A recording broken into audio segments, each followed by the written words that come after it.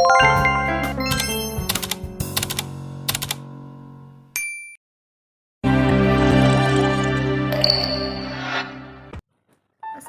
warahmatullahi wabarakatuh. Perkenalkan, nama saya Rizka Widiarti. Saya dari Prodi Manajemen semester 5 dengan NIM 289205001. Saya dari Universitas Pasasakti Bekasi. Video ini untuk melengkapi tugas UAS saya pada mata kuliah Ekonomi Internasional dengan dosen pengampu Ibu Sari Kusuma Ningtyas, SIP SEMM. Topik pembahasan di sini ada dua, yaitu yang pertama mengenai mekanisme pembayaran internasional, lalu yang kedua ada pasar valuta asing. Kita masuk pada topik pertama. Di sini yang pertama ada pentingnya pembayaran internasional. Dalam kontrak bisnis internasional, kejelasan dan aspek keamanan dalam mekanisme pembayaran menjadi amat penting. Hal ini mengingat para pihak yang terkait dalam kontrak seperti itu tidak dalam wilayah yang sama karena terpisah oleh sekat administrasi antar negara yang berbeda oleh jarak yang cukup jauh. Mekanisme pembayaran yang tepat selain dapat memberikan jaminan keamanan, juga dapat memberikan kemudahan bagi para pihak. Misalkan dalam transaksi ekspor dan impor, melalui pembayaran advance payment atau pembayaran di muka akan memberikan kemudahan bagi eksportir. Karena pembeli atau importir terlebih dahulu melakukan pembayaran sebelum barang dikirimkan oleh eksportir atau penjual. Di sini ada jenis-jenis pembayaran internasional. Yang pertama ada pembayaran tunai atau cash payment. Pembayaran yang dilakukan dengan menggunakan uang tunai atau cek yang dilakukan secara bersama-sama dengan surat pesanan atau menunggu diterimanya kabar bahwa barang yang telah dipesan dikapalkan oleh eksportir. Pembayaran ini bisa dilakukan dengan menggunakan cek atau bank draft pada saat barang dikirim oleh eksportir atau sebelum barang diterima oleh ekspeditur. Lalu yang kedua ada perhitungan kemudian atau open account. Pembayaran kemudian atau rekening terbuka ini adalah cara membiayai transaksi perdagangan internasional, yaitu eksportir mengirimkan barang kepada importir tanpa adanya dokumen-dokumen untuk meminta pembayaran. Jadi pembayaran dilakukan setelah barang laku dijual atau setelah beberapa waktu atau terserah kebijakan importir, 1 sampai dengan 3 bulan setelah tanggal pengiriman, sesuai dengan perjanjian yang telah mereka sepakati bersama. Jenis pembayaran yang ketiga, ada pembayaran dengan surat wesel dagang. Surat wesel dagang adalah pembayaran yang dilakukan dengan cara eksportir menarik surat wesel atau importir sejumlah harga barang beserta biaya pengirimannya. Surat wesel dagang atau sering disebut dengan draft atau trade bills, yaitu surat yang ditulis oleh penjual yang berisi perintah kepada pembeli atau importir untuk membayar sejumlah uang tertentu pada waktu tertentu di masa yang akan datang. Surat perintah semacam ini sering disebut dengan wesel. Wesel adalah surat perintah pembayaran dari seseorang yang ditujukan kepada orang lain untuk membayar sejumlah uang tertentu kepada seseorang yang ditunjuk dalam surat wesel tersebut pada tanggal jatuh tempo. Lalu jenis yang keempat adalah pembayaran dengan letter of credit. Letter of credit adalah surat kredit atau pemberitahuan kredit yang dikeluarkan oleh suatu bank atas permintaan nasabahnya yang ditujukan kepada korespondennya di tempat lain dengan permintaan agar disediakan sejumlah uang atau dana untuk orang atau perusahaan yang namanya disebut dalam letter of credit tersebut.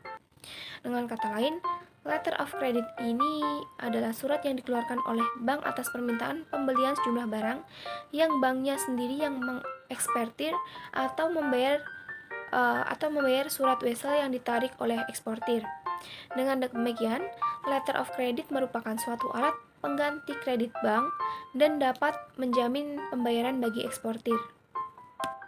Jenis pembayaran yang kelima adalah kompensasi pribadi. Cara pembayaran ini dengan mengalihkan penyelesaian utang piutang pada seorang penduduk dalam suatu negara tempat penduduk tersebut tinggal.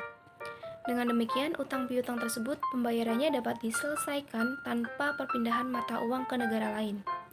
Lalu yang terakhir adalah pembayaran dengan konsiensi.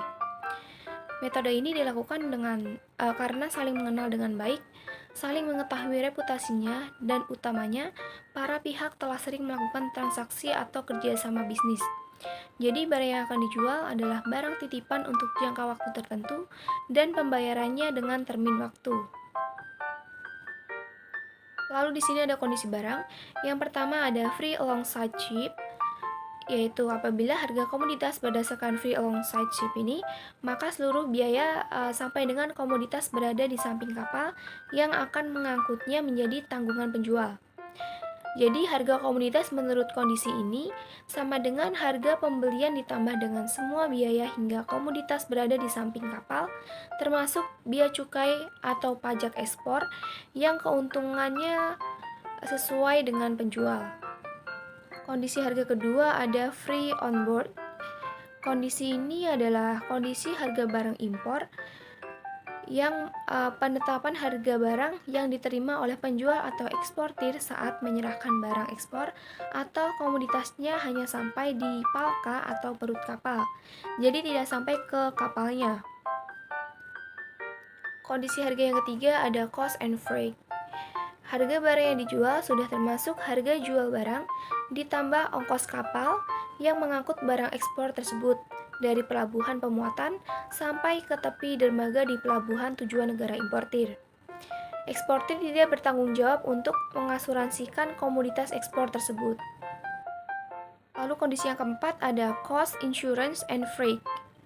Eksportir bertanggung jawab dan berkewajiban melakukan penyerahan barang ekspornya sampai kapal yang memuat barang tersebut bersandar di dermaga pelabuhan tujuan importir, sesuai dengan yang disebutkan dalam letter of credit. Untuk itu, eksportir wajib membayar semua ongkos dan biaya angkut barang sampai ke pelabuhan tujuan. Kondisi barang kelima ada carriage paid to. Eksportir atau penjual menyerahkan barang kepada pengangkut atau kapal yang telah ditunjukkan sendiri. Tetapi eksportir wajib membayar ongkos angkut yang perlu untuk mengangkut barang itu sampai ke tempat tujuan yang disebutkan. Artinya, importir menanggung semua resiko dan membayar setiap ongkos yang timbul setelah barang tersebut diserahkan. Oke, kita masuk pada topik kedua, yaitu pasar valuta asing. Yang pertama di sini ada pengertian valuta asing. Forex atau menurut pengertian dalam bahasa Indonesia yang disebut sebagai valuta asing atau falas, yaitu suatu mata uang tertentu yang dimiliki oleh negara lain sebagai alat pembayaran yang sah. Pasar valuta asing atau pasar uang yang merupakan pasar derivatif terbesar di dunia, yaitu perdagangan mata uang diawali pada tahun 1971 berdasarkan perjanjian Bretton Woods yang menetapkan perubahan nilai mata uang suatu negara dari kurs tetap menjadi kurs mengambang yang nilainya ditentukan oleh pasar. Lalu di sini ada fungsi pasar valuta asing. Pasar valuta asing mempunyai beberapa fungsi dalam membantu kelancaran lalu lintas pembayaran internasional. Di antaranya yang pertama, ada transfer daya beli. Dalam perdagangan internasional, hal ini sangat diperlukan, karena pada dasarnya untuk menjual atau membeli suatu barang di luar negeri harus menggunakan mata uang yang berlaku di tempat tinggal atau di negara suatu pihak. Yang kedua, penyediaan kredit. Pengiriman barang antar negara dalam perdagangan internasional membutuhkan waktu. Oleh karena itu, diberikan kemudahan untuk pelaksanaan atau kontrak jual beli dengan kredit. Fungsi yang ketiga yaitu mengurangi resiko valuta asing. Yang keempat, memungkinkan dilakukan hedging atau arbitrage. Setelah fungsi, di sini ada manfaat pasar valuta asing. Manfaat yang pertama yaitu memperlancar transaksi antar negara. Yang kedua, memberikan lapangan pekerjaan baru. Yang ketiga, meningkatkan cadangan devisa negara. Yang keempat, memperlancar pembangunan nasional. Lalu yang kelima, memungkinkan terjadinya clearing internasional. Di sini ada jenis-jenis pasar valuta asing. Jenis yang pertama adalah pasar spot atau pasar tunai. Pasar yang memfasilitasi transaksi-transaksi nilai tukar berjalan suatu valuta asing. Komoditas atau valuta asing yang dijual secara tunai dengan penyerahan segera yang disebut dengan actual market atau physical market. Jenis yang kedua ada pasar forward, pasar yang memfasilitasi perdagangan kontrak kurs forward atau mata uang. Ini adalah nilai tukar suatu valuta asing yang valuta asing lainnya pada suatu waktu di masa depan yang dikuotasikan oleh bank-bank. Transaksi ini adalah transaksi valuta asing yang pengiriman mata uang dilakukan pada tanggal tertentu di waktu yang akan datang. Lalu jenis yang ketiga ada pasar currency futures, yaitu pasar yang memfasilitasi perdagangan kontrak currency futures. Suatu kontrak currency futures ini menetapkan suatu volume standar dari suatu valuta asing tertentu yang akan dipertukarkan pada tanggal penyelesaiannya di waktu yang akan datang. Lalu jenis yang keempat ada pasar currency option, yaitu pasar yang memfasilitasi perdagangan kontrak currency option. Kontrak currency ini dapat diklarifikasikan sebagai call atau put. Suatu currency call option menyediakan hak untuk membeli valuta asing tertentu dengan harga tertentu, atau dinamakan dengan strike price atau exercise price dalam suatu periode waktu tertentu. Currency call option ini digunakan untuk menghedge utang-utang valuta asing yang harus dibayar di waktu yang akan datang. Nah, adapun pelaku pasar valuta asing. Pelaku yang pertama ada individu, lalu ada perusahaan, ada bank umum, ada pialang pasar falas atau broker. Ini adalah perusahaan yang didirikan khusus untuk melakukan kegiatan jasa perantara bagi kepentingan nasabahnya di bidang pasar uang dengan mendapat imbalan atas jasanya. Lalu pelaku selanjutnya ada pemerintah, ada bank sentral, ada spekulan atau arbitrator. Ini yang mengeksploitasi perbedaan kurs antar valuta asing. Lalu ada dealer, ada juga perusahaan manajemen investasi, dan juga hedge funds. Ini adalah sebuah perusahaan investasi yang menjalankan kegiatan usaha transaksi spekulatif untuk mendapatkan keuntungan. Nah, yang terakhir di sini ada kelemahan atau resiko pasar valuta asing. Yang pertama ada resiko kurs pertukaran. Resiko ini timbul sebagai akibat dari naik turunnya nilai tukar kurs valuta asing. Yang kedua, resiko negara asal. Resiko ini timbul akibat campur tangan pemerintah yang mata uangnya diperdagangkan di pasar valuta asing. Lalu yang ketiga, perubahan kurs. Perubahan kurs mata uang akan mendorong spekulasi.